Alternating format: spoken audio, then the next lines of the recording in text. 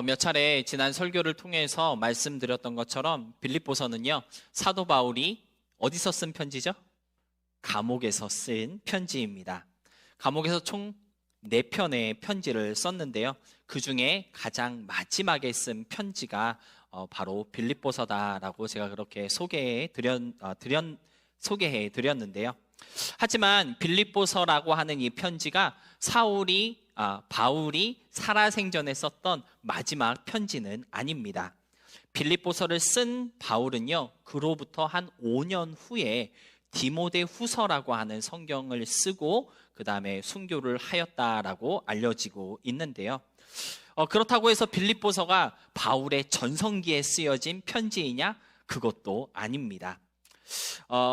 빌립보서를 쓸 당시 바울은요, 이미 나이가 많았었고요. 그리고 자신의 삶이 얼마 남지 않았다라는 것을 어느 정도 예감하고 있었다라고 하는 것을 우리가 빌립보서를 읽으면서 깨달을 수 있는데요. 빌립보서 1장 20절로 22절의 말씀을 보니까요, 이런 말씀이 있습니다. 우리 다 같이 함께 읽어볼까요? 나의 간절한 기대와 소망을 따라 아무 일에든지 부끄러워하지 아니하고 지금도 전과 같이 온전히 담대하여 살든지 죽든지 내 몸에서 그리스도가 존귀하게 되게 하려 하나니 이는 내게 사는 것이 그리스도니 죽는 것도 유익함이라. 그러나 만일 육신으로 사는 이것이 내 일의 열매이친데 무엇을 택해야 하는지 나는 알지 못하노라. 여기서 보면요, 우리는요, 빌립보서를 쓸 당시 사도 바울은 이미 죽음을 어느 정도 각오하였고, 그래서 죽는 것도 유익하다라고 하는 고백을 아끼지 않고 있는 모습을 볼 수가 있습니다. 이처럼 빌립보서를 쓸 당시 사도 바울은 어쩌면 인생의 마지막 장을 이렇게 준비하면서 빌립보 교회에게 편지를 썼던 것 같은데요. 그런데 빌립보서를 이렇게 마무리하면서 마지막으로 사도 바울은 오늘 본문 말씀을 통해 그렇게 당부하고 있습니다. 본문 4절에 보니까요, 주 안에서 항상 기뻐하라. 내가 다시 말하노니 기뻐하라. 죽음을 준비하며 어쩌면 처절한 심정으로 남기는 유언처럼 바울은 기뻐하라라고 그렇게 당부하고 있는 것입니다. 여러분, 6월 한 달 동안 기쁨과 평안을 나누는 교회라는 다짐으로 우리가 말씀을 나누었는데요. 오늘 6월의 마지막 주일을 보내면서 다시 말하노니 기뻐하라 라고 하는 이 당부의 말씀이 우리 모두에게 좀 더 새로운 그러한 도전으로 와닿을 수 있었으면 좋겠습니다. 저는 특별히 이 다시 말한다라고 하는 이 표현에서 참 바울의 어떤 진심이 느껴진다라고 이렇게 생각을 했는데요. 빌립보서를 쓰면서 사도 바울은요, 여러 가지로 알려주고 또 격려하며 도전을 주었는데, 이제 편지를 마무리할 때 한마디라도 더 해주고 싶은 그러한 마음이 들었던 것 같습니다. 그래서 내가 무엇을 더 말해주어야 할까? 혹시 빼먹은 것은 없었나? 그러한 고민을 해보았다는 것이죠.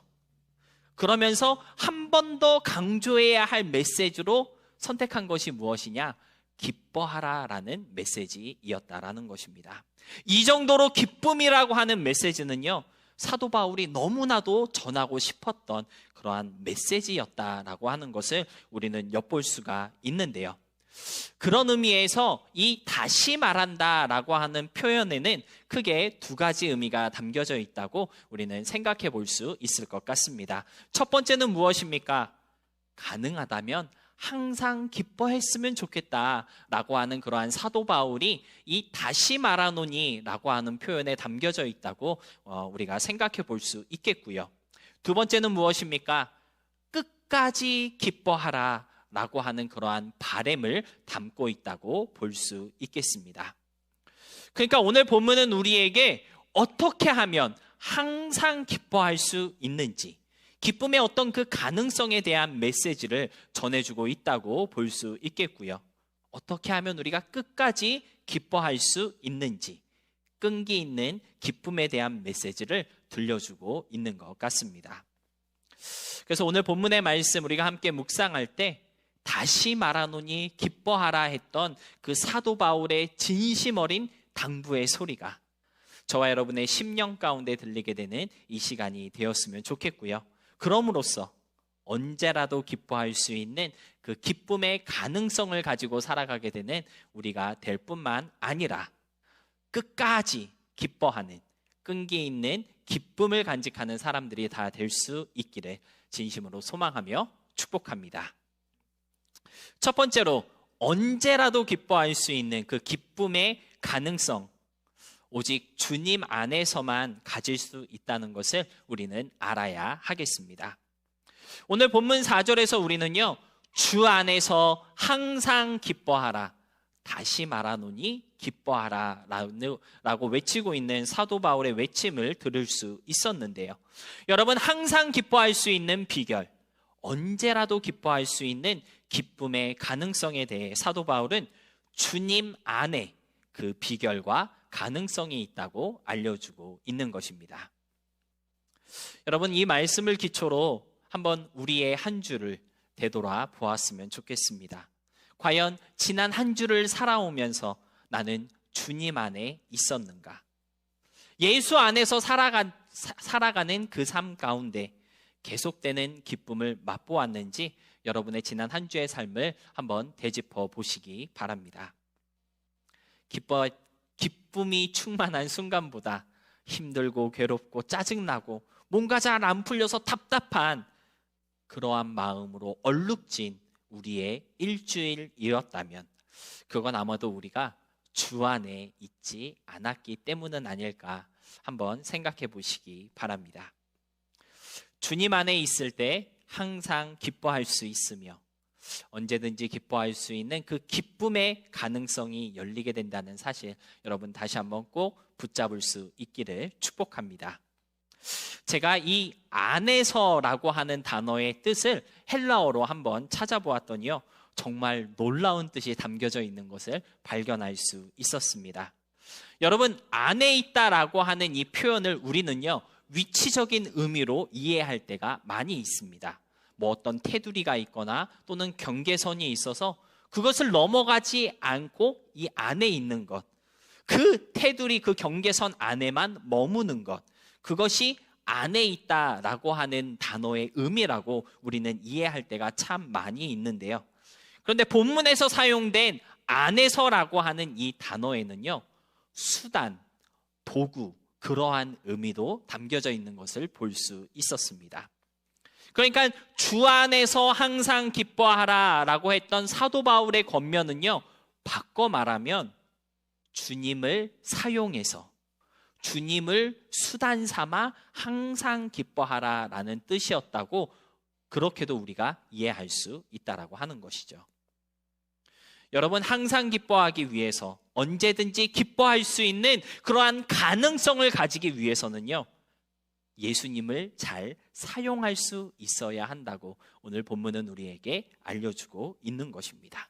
예수님을 사용할 줄 모르면 절대로 기뻐할 수 없고요, 주님이 우리의 기쁨의 그 수단이 되지 못한다면 언제든지 기뻐할 수 없다는 사실, 여러분들 잊지 마시기 바랍니다. 사실 어쩌면 바로 그러한 이유 때문에 우리는 항상 기뻐하지 못하고 있는 것은 아닐까라고 하는 생각을 하게 되었는데요. 우리는 내가 주님 안에 있기만 하면 자동적으로 기쁠 것이다 라고 기대하고 있습니다. 하지만 기쁨의 가능성은요, 자동적으로 보장되는 것이 아니라고 본문은 우리에게 알려주고 있는 것이죠. 주님을 사용할 때 항상 기뻐할 수 있다라는 메시지를 저와 여러분에게 들려주고 있는 것입니다. 여러분, 주님을 사용한다는 것, 무슨 말일까요? 곰곰이 이 표현이 우리에게 전달하고자 하는 의미가 무엇인가를 묵상해 보니까요, 주님을 걸쳐서 나에게 오게 하라, 그러한 의미가 주님을 사용해라, 주님을 수단 삼으라, 뭐 그러한 뜻이 아닐까라고 하는 그러한 생각을 할 수가 있었습니다. 여러분, 우리가 식사를 할 때 숟가락과 젓가락을 사용하잖아요. 우리가 숟가락과 젓가락을 사용한다는 것은요, 음식물을 숟가락과 젓가락을 통해서 숟가락과 젓가락을 거쳐서 내 입으로 오게 한다는 뜻이라고 우리는 이해할 수 있습니다. 글을 쓸 때 우리는 펜이라고 하는 도구를 사용하는데요.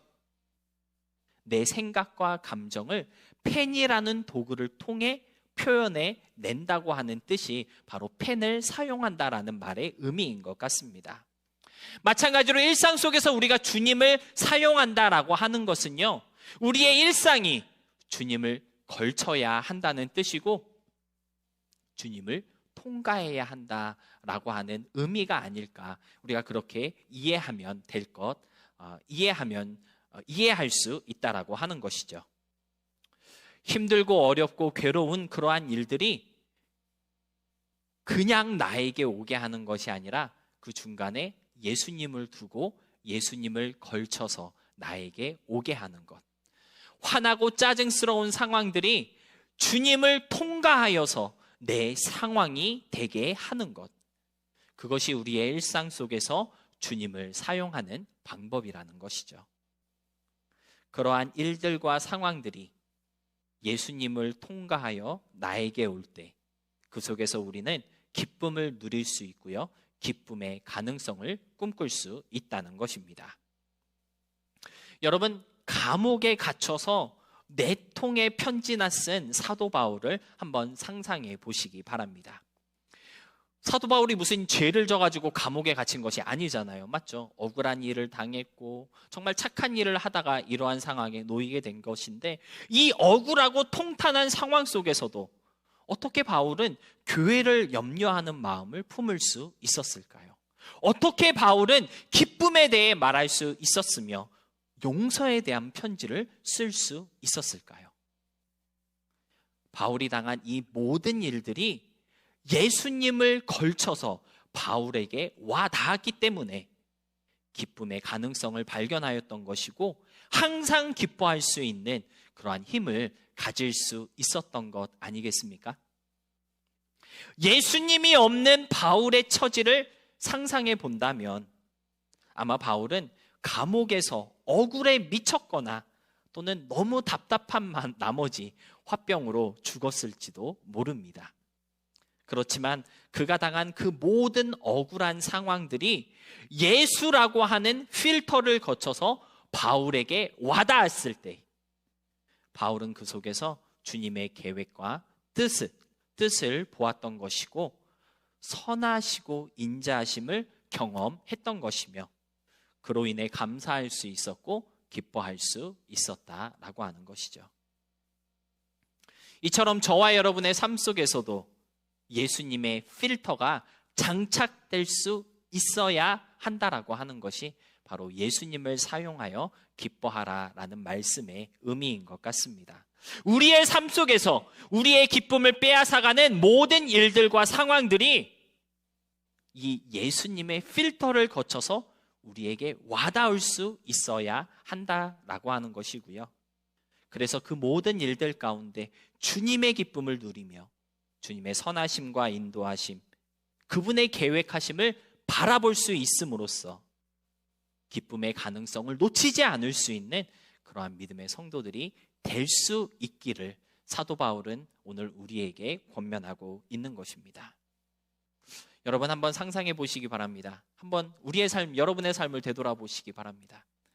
내가 경험하는 모든 것들 예수님을 걸쳐서 나에게 오고 있는 것인지, 아니면 그냥 다이렉트로 내 삶에 임팩트를 주고 있는 것인지, 예수님이라고 하는 그러한 방어막, 그러한 필터를 여러분의 삶 곳곳에 잘 세워놓을 수 있음으로써 여러분의 삶에 와닿는 그 모든 경험들이 다 기쁨의 경험들이 될 수 있기를 주님의 이름으로 소망하며 축복합니다. 한 가지 예수님의 그 필터를 사용할 때 저와 여러분이 꼭 기억해야 하는 사용법이 하나 있습니다. 예수님 필터 사용법이라고 그렇게 표현할 수 있을 것 같은데요. 여러분, 예수님 필터는요, 어떻게 사용할 수 있느냐? 오직 성경 66권의 말씀으로만 사용 가능하다는 것을 여러분들 꼭 좀 아시기를 부탁드립니다. 여러분, 말씀이 없는 사람은요, 예수님 필터를 잘 사용할 수 없다는 것입니다. 우리의 삶 속에서 만나는 수많은 문제들과 어려움이 예수님이라고 하는 필터를 통과하게 하는 유일한 방법은요, 바로 그 문제들 속에 주님의 말씀이 역사하는 방법밖에 없다라고 하는 것이죠. 개인적인 이야기를 조금 해보겠습니다. 저는 요즘 제 큰 딸아이를 보면 가끔씩 가슴이 먹먹해집니다. 제 큰 딸아이가 올해 7살이 되었거든요. 제가 딱 제 큰 딸아이 나이가 되었을 때부터 고아원 생활을 시작했습니다. 모든 고아원 생활이 다 나쁘고 막 힘들고 어렵다 그런 얘기를 하는 건 아닙니다. 하지만 제가 경험했던 고아원 생활은 그리 유쾌하지 않았습니다. 7살 된 딸아이를 보면서 내가 이렇게 어렸을 때부터 부모 없이 그 낯설고 무서운 환경 가운데 던져져 있었구나 라고 하는 것을 생각하니까 이상하게 딸아이를 볼 때마다 가슴이 먹먹해지더라고요. 초등학교 6학년이 되어서야 아버지를 만났고 형제들을 만날 수 있었는데요. 그 어린 나이에 그 무서운 환경 속에서 저를 붙잡아 주었던 것은요, 다름 아닌 하나님의 말씀이었습니다. 여러분들에게 몇 번 나눈 적이 있었지만 나의 가는 길을 오직 그가 아시나니 그가 나를 단련하신 후에는 정금같이 나오리라. 욥기 23장 10절의 말씀인데요. 왠지 모르게 어떤 경유를 통해 이 말씀을 들었는지는 저도 생각이 나지 않습니다. 그러나 부모 없이 홀로 내버려진 그 척박한 상황 속에서 하나님은 이 말씀을 붙들 수 있도록 저의 마음 가운데 역사해 주셨고요. 제가 기쁨을 잃어버리지 않고 묵묵히 그 상황을 즐길 수 있도록 이 말씀으로 저를 단련하여 주셨고, 그리고 이 말씀을 통해 하나님 앞에 정금같이 살아가도록 이끌어 주셨습니다. 때때로 우리가 살아가는 삶의 환경이 나에게 너무나도 가혹하고 또 감당할 수 없을 만큼 무거운 순간도 있을 수 있습니다. 그럴 때마다 주저앉지 않고 또 쓰러지지 않도록 우리를 붙잡아 주는 것은요, 바로 하나님의 말씀이고요. 그 말씀이 우리의 삶에 충만할 때, 풍성할 때 모든 상황과 환경들이 예수님의 필터를 걸쳐서 희망과 소망으로 바뀌게 되는 것이고, 그 가운데서 기쁨을 누릴 수 있게 되는 것입니다. 하나님의 말씀만이 여러분의 삶 속에 기쁨의 가능성이며 기쁨의 원동력이 된다는 사실을 잊지 마시기 바랍니다. 말씀이 가득할 때 기쁨의 가능성도 충만해지는 것이고요. 약속하신 말씀 위에 굳게 설 때 항상 기뻐할 수 있는 힘을 얻게 되는 것입니다. 그런 의미에서 저는 시편 119편 50절의 말씀이 저와 여러분의 고백이 될 수 있기를 소망합니다. 우리 함께 고백하도록 하겠습니다. 시작. 이 말씀은 나의 곤란 중에 위로라. 주의 말씀이 나를 살리셨음이니이다. 이 말씀이 곤란 중에 위로라.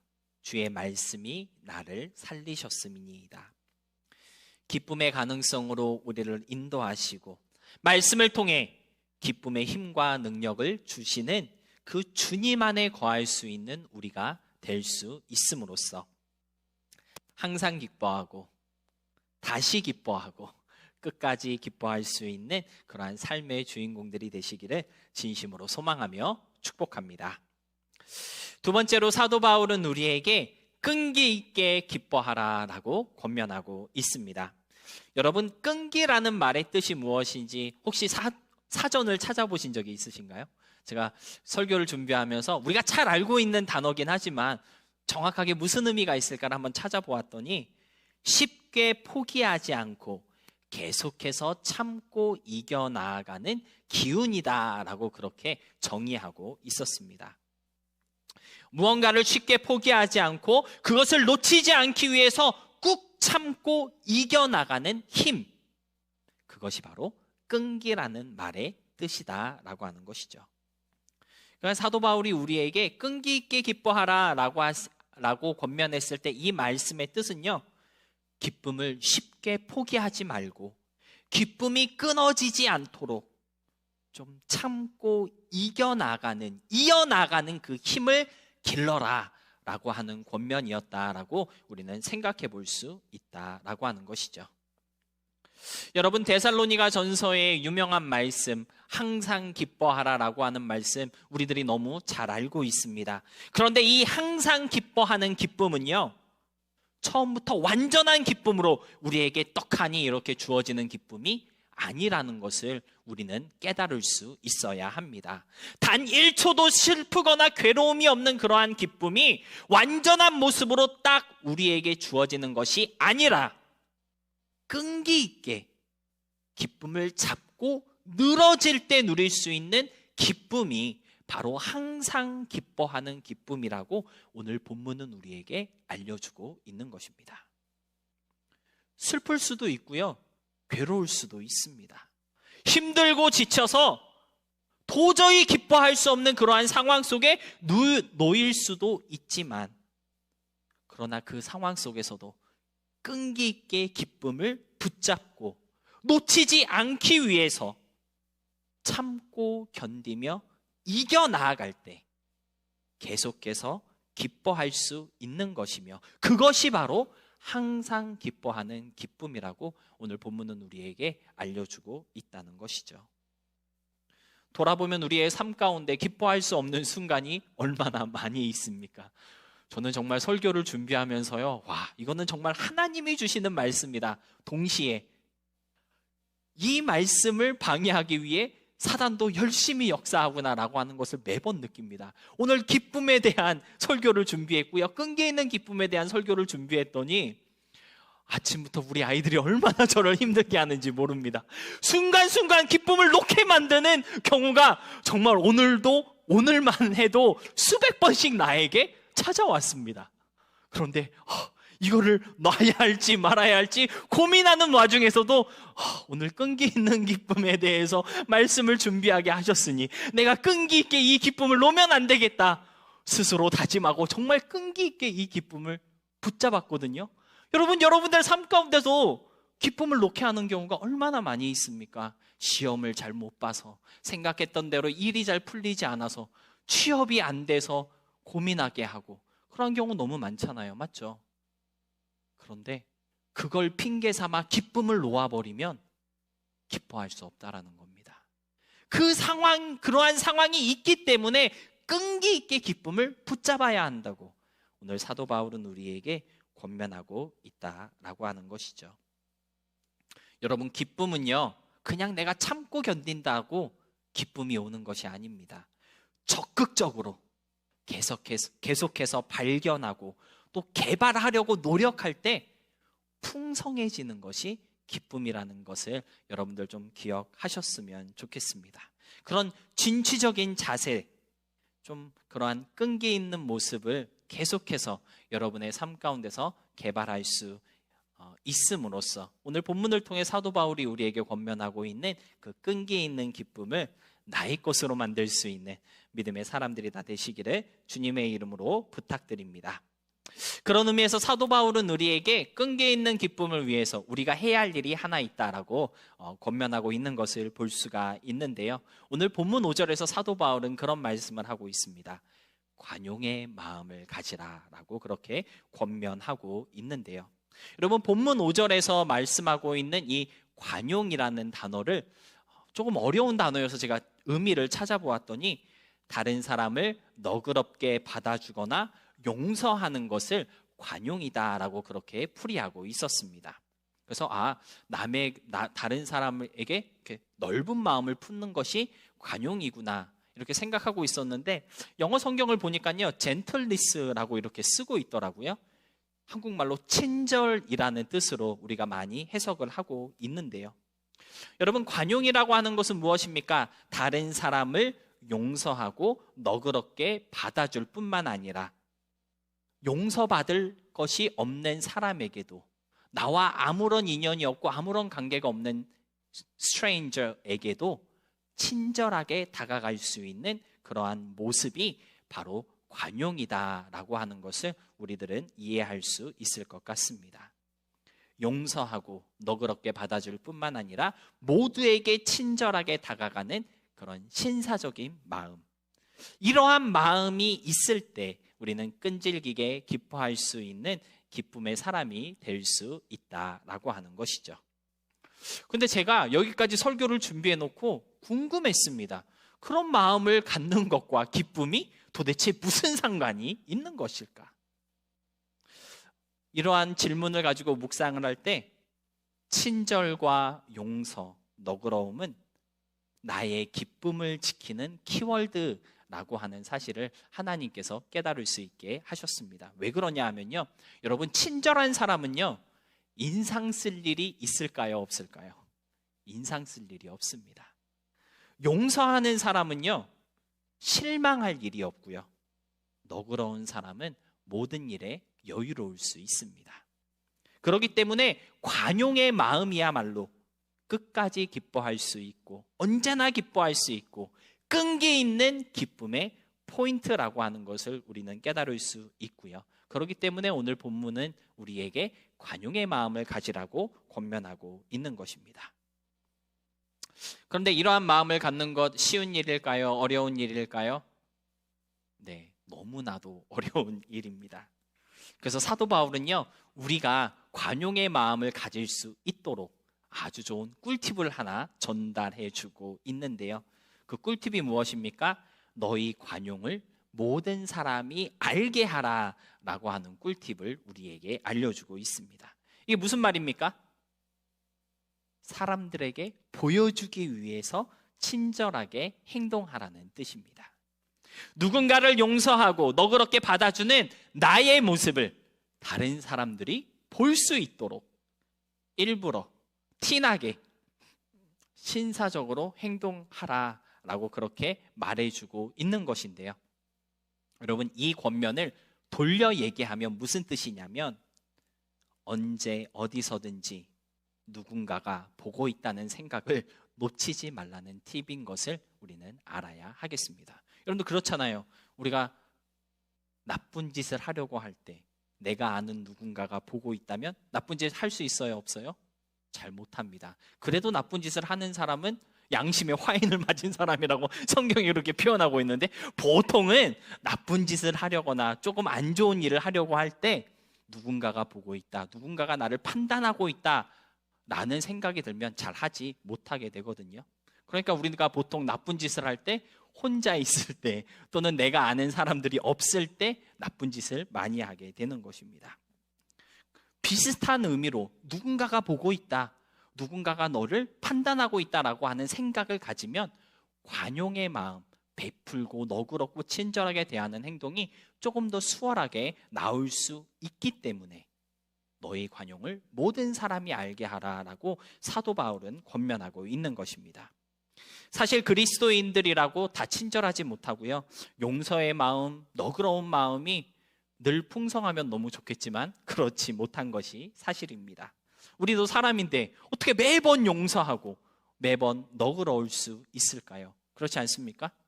저는 그러한 사람 되기 위해서 그러한 사람이 아니기 때문에 열심히 노력하고 있는데, 여러분도 그런 사람이 아니기 때문에 노력하고 있는 것이죠. 그런데 누군가 보고 있다, 누군가 나의 행동과 나의 모습을 판단하고 있다라고 하는 생각을 가지면 그래도 조금 더 너그러울 수 있고 조금 더 친절하게 대할 수 있는 것 같습니다. 그런데 본문 5절 끝에서 사도 바울은 아주 무서운 이야기를 우리에게 들려주고 있습니다. 주께서 가까우시느니라. 여러분, 누가 우리를 지켜보고 있다는 것이죠? 주님께서 우리를 지켜보고 계시다는 뜻입니다. 신사적인 모습으로 다른 사람을 대하는 그러한 우리의 모습을 누가 기대하고 있다는 거예요? 주님이 기대하고 계시다는 거예요. 진짜 그렇게 행동하는지 아니면 말로만 그렇게 하고 있는지 주님이 판단하고 계시다는 것입니다. 그리고 이 말씀은요, 우리가 베푸는 그 관용이 우리의 수준에 머무는 관용이 아니라 우리를 지켜보시고 판단하시는 예수님의 수준에 이르는 관용이 되어야 한다는 것을 알려주고 있는 말씀이기도 합니다. 여러분, 우리는 한 번, 두 번 용서하고 또 많으면 3번까지는 용서할 수 있습니다. 그렇죠? 근데 4번부터 용서하는 일은 정말 많은 인내를 필요로 합니다. 그러나 주님은 뭐라고 말씀하셨습니까? 70번씩 7번이라도 용서하라고 우리에게 당부하셨습니다. 이것이 우리의 관용과 예수님의 관용 사이의 어떤 수준 차이라고 볼 수가 있겠습니다. 우리는요, 나를 사랑하고 또 나랑 가깝게 지내는 사람에게는요, 정말 너그럽게 대해줄 수 있습니다. 그러나 주님은 뭐라고 하셨습니까? 내 원수를 사랑하라고 우리에게 말씀하셨습니다. 이것이 우리의 관용과 주님의 관용의 수준 차이입니다. 여러분, 혹시 우리는 내 수준의 관용으로 예수님을 만족시키려고 노력하고 있는 것은 아닐까요? 내가 생각하는 용서, 내가 생각하는 너그러움, 내 수준의 친절로 주님 앞에서 관용의 사람이 될 수 있다고 착각할 때가 많다는 것인데요. 그러나 잊지 마시기 바랍니다. 주님은 주님의 시선으로 우리를 지켜보고 계신 것입니다. 저와 여러분이 베풀어야 하는 용서와 친절, 너그러움은 나의 용서, 나의 친절, 나의 너그러움이 아니라 예수님의 용서하심, 예수님의 친절, 예수님의 너그러우심을 우리가 베풀어야 한다는 사실을 잊지 마시고 좀 예수님의 모습으로 관용을 베풀 수 있는 우리가 될 수 있음으로써 예수님이 그랬던 것처럼 정말 끝까지 기뻐할 수 있는 끈기 있는 기쁨의 주인공들이 다 되시기를 주님의 이름으로 부탁드립니다. 설교를 마무리하면서 본문 6절로 7절의 말씀, 우리 표준 세번역 성경으로 함께 읽어보도록 하겠습니다. 함께 읽겠습니다. 시작. 아무것도 염려하지 말고 모든 일을 오직 기도와 간구로 하고 여러분이 바라는 것을 감사하는 마음으로 하나님께 아뢰십시오. 그리하면 사람의 헤아림을 뛰어넘는 하나님의 평화가 여러분의 마음과 생각을 그리스도 안에서 지켜줄 것입니다. 아멘. 말씀을 정리하면서 여러분께 한 가지만 더 말씀드리겠습니다. 항상 기뻐하고 또 끝까지 기뻐하기 원하십니까? 오늘 본문은 기도하라라고 우리에게 알려주고 있습니다. 어떤 상황 속에서도 감사하며 모든 일들 가운데 하나님의 평화가 깃드는 삶을 살기 위해서는요, 기도와 간구밖에 없다고 오늘 본문은 알려주고 있는 것입니다. 여러분, 기도하고 간구할 때 사람의 헤아림을 뛰어넘는 하나님의 평화가 여러분과 함께 할 줄로 믿습니다. 우리가 상상하고 기대하는 그 이상의 기쁨과 평안이 흘러넘치게 될 것이라고 사도 바울은 알려주고 있다라고 하는 것이죠. 은혜가 이긴다라고 하는 책이 있는데요. 그 책에 이런 내용이 있습니다. 우리가 하나님의 도우심을 체험하지 못하는 이유는 하나님의 도우심이 필요 없도록 살기 때문입니다. 다시 한번 읽어드릴게요. 우리가 하나님의 도우심을 체험하지 못하는 이유는 하나님의 도우심이 필요 없도록 살기 때문입니다. 여러분은 요즘 하나님의 도우심을 얼마나 체험하시며 살아가고 있으십니까? 혹시 하나님의 도우심이 필요 없을 만큼 완전하고 완벽한 삶을 살고 계십니까? 주님을 의지하며 살 수밖에 없는 사람이라고 주님만 의지하는 그러한 사람이라고, 주님 없이는 살 수 없다고 우리가 고백은 하고 있지만 실질적으로 우리의 삶은요, 주님이 필요 없다는 듯 살아가는 그러한 삶이 되어버렸기 때문에 주님이 주시는 기쁨을 누리지 못하는 것은 아닌지 진지하게 고민해 볼 필요가 있을 것 같습니다. 여러분, 기도와 간구는 도와달라는 외침입니다. 하나님의 도우심으로 내 삶 속에 역사해 달라고 하는 그러한 매달림이고요. 하나님이 내 인생에 개입 좀 해달라고 주님을 초청하는 부르짖음이라는 것, 여러분 꼭 좀 기억하셨으면 좋겠습니다.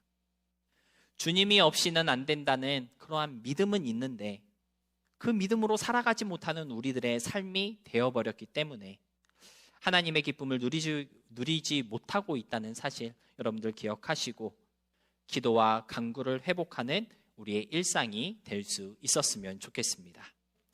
그런 의미에서 시편 30편 11절의 말씀이 우리의 삶의 고백이 될 수 있기를 축복합니다. 우리 함께 읽어보도록 하겠습니다. 주께서 나의 슬픔이 변하여 내게 춤이 되게 하시며 나의 벳옷을 벗기고 기쁨으로 띄우셨나이다. 이러한 고백이 끊임없는 기쁨의 삶. 다시 말하노니 기뻐하라 했던 바울의 그 애정어린 권면이 성취되는 저와 여러분의 삶이 될 수 있기를 주님의 이름으로 소망하며 축복합니다.